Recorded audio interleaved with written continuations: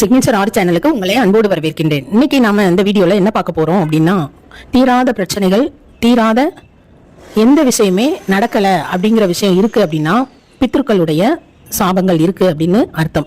அது மட்டுமே அர்த்தமா அப்படின்னா கண்டிப்பா அது ஒன்றாக தான் இருக்கும். பித்ருக்கள் அப்படிங்கும்போது குலதெய்வ சாபமும் அதோடு இணைந்துதான் வரும். இந்த இரண்டு விஷயங்களும் இருந்தால்தான் ஒரு வீட்டுல நன்மை என்பதே நடக்காது அப்படிங்கிற விஷயம் அனைவருக்கு தெரிந்திருந்தாலும் இது எதற்காக நடக்கின்றது அப்படிங்கிறது அப்பப்போது சந்தேகங்கள் வரும். இதற்காக என்ன தீர்வு காண முடியும் அப்படின்னு கேட்டா, மாத நட்சத்திரங்கள் இதற்கு பெரும் உதவியாக இருக்கும். பித்ருக்களுடைய சாபங்களை தீர்த்து வைக்கவும், அந்த தீர்த்து வச்சுட்டு அதுக்குடைய பரிகார முறைகளை நாம செய்ய வேண்டும் அப்படிங்கிறதுக்கும் ஒரு நட்சத்திரம். இந்த இரண்டு நட்சத்திரங்களும் உங்களுக்கு பெரிய உதவியை செய்யும். அது எந்த நட்சத்திரமாக நீங்கள் இருந்தாலும் இந்த நட்சத்திரங்களை நீங்கள் பயன்படுத்திக் கொள்ளலாம். இந்த பித்ரு தோஷத்துக்காகவும் குலதெய்வ அனுகிரகம் கிடைக்க வேண்டும் என்பதற்காகவும் தாராளமாக செய்து கொள்ளலாம். இது என்னென்ன செய்ய வேண்டும் அப்படிங்கிறத இப்போ நாம சொல்லுவதை கவனமாக கேட்டு இது செஞ்சுக்கோங்க.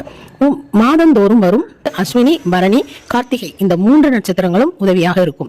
அப்போ அஸ்வினி நட்சத்திரத்தன்று உங்களுக்கு தேவையான இழுப்ப எண்ணெய் வாங்கி வைத்துக் கொள்ள வேண்டும். அதாவது அந்த நட்சத்திரம் அன்றுதான் வாங்க வேண்டுமா அப்படின்னு கேட்டா, நீங்க பரணி நட்சத்திரத்துக்கு முந்தின நாள் வாங்கி வைத்துக் கொள்ள வேண்டும். அப்ப அஸ்வினியாக தான் இருக்கும். அப்ப அந்த தினத்துல இந்த இழுப்பை எண்ணெய் அப்படிங்கிறத நீங்க வாங்கி வச்சுக்கணும். வாங்கி வச்சுட்டு பரணி நட்சத்திரம் அன்று முழு வாழை இலை, அதாவது முனை முறியாத முழு வாழை இலை விரித்து தெற்கு பக்கம் அப்படின்னா தென்மேற்கு மூலையாக இருக்கும். உங்க வீட்டுல தென்மேற்கு மூலை எங்க இருக்கும், அது உங்க வீட்டுல பெட்ரூம்பா இருக்கு, எதுவாக இருந்தாலும் சரி, ஆனால் அது சரியான திசையாக இருக்கும். அப்போ தெற்கு பக்கமாக அந்த வாழை இலை விரிக்கப்பட வேண்டும். அந்த நுனி தெற்கு நோக்கி இருக்க வேண்டும். அப்போ அந்த முழு வாழை இலை விரித்து அதில் பச்சரிசி நன்றாக கை பார்த்து, அதில் நெல் கல் எதுவும் இல்லாத ஒரு முழுமையான பச்சரிசியாக அந்த வாழை இலையில் பரப்பி அதன் மேல் ஒரு அகல் வைத்து விளக்கு ஏற்ற வேண்டும். வேப்பெண்ணெய் ஊற்றி திரி, எந்த திரியாக, பஞ்சு திரி எந்த திரியாக இருந்தாலும் நல்ல ஒரு காடா விளக்கு என்று பெரிய அகலாக நாம சொல்லுவோம் இல்லையா, அந்த விளக்கு. அப்படி இல்லை அப்படின்னா 5 தீபங்கள் 1 மணி நேரம் சரியாக எரிந்தாலும் பரணி நட்சத்திரத்தில் முழு நாளும் இருக்கின்ற தினத்துலதான் இதை செய்ய வேண்டும். இதை கண்டிப்பாக செய்யும் பொழுது உங்களுக்கு மறு மாதமே நல்ல ஒரு வளர்ச்சி கிடைக்க ஆரம்பிக்கும். தடங்கல்கள் நீங்கி நீங்க குலதெய்வத்துக்கு போகிறதா இருந்தா போக முடியும். பித்தர்கள் உங்களுக்கு கண்டிப்பாக கனவில் வந்து ஆசை கூறுவார்கள். அப்போ இந்த விஷயத்தை நீங்க செய்து கொள்ளலாம். கார்த்திகை நட்சத்திரத்தன்று என்ன செய்ய வேண்டும் அப்படின்னா, ஒரு குடை, அதாவது குடை நம்ம மழைக்காக பிடிப்போம் இல்லையா, அந்த குடை ஒன்று, பெட்ஷீட் ஒன்று, முழு அன்னதானம் அப்படின்னா ஒருத்தருக்கு முழுமையான ஒரு சாப்பாடு, ஒரு வாட்டர் பாட்டில், இது கண்டிப்பாக வாங்கி கொடுக்க வேண்டும். இந்த மூன்றும் நாம இப்ப சொல்லியிருக்கோம்.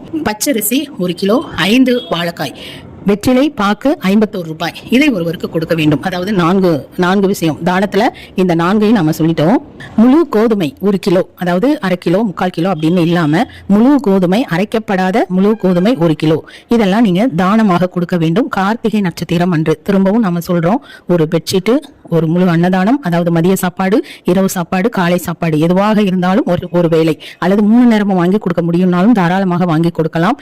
இந்த அன்னதானம். அடுத்து குடை, அடுத்ததாக முழு கோதுமை 1 கிலோ, 1 கிலோ பச்சரிசி, 5 வாழைக்காய், 5 வெற்றிலை, 5 கொட்டைப்பாக்கு, 51 ரூபாய் நீங்க கொடுத்துடணும். அப்போ இந்த மாதிரி நீங்க இதை செய்யும் பொழுது கண்டிப்பாக பித்ருதோஷங்கள் அகன்று குலதெய்வத்தின் அருள் உங்களுக்கு பரிபூரணமாக கிடைக்க கூடும்.